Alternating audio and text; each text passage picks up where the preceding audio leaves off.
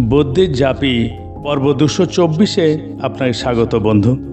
এখানে 3টে ঘরে 3টে ছবি আছে এবং একটা ঘর ফাঁকা আছে।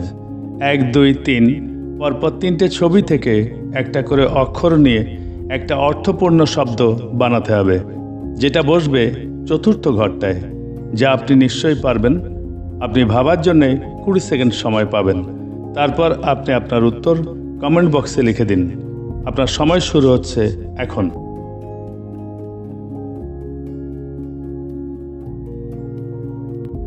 এই রকম আরও ধাঁধা পেতে আমার ফেসবুক প্রোফাইলটা ফলো দিয়ে রাখুন এবং আইবি ক্রিয়েশনস ইউটিউব চ্যানেলটা সাবস্ক্রাইব করে রাখুন। এই পর্বের সঠিক উত্তর আগামী পর্বে জানিয়ে দেওয়া হবে।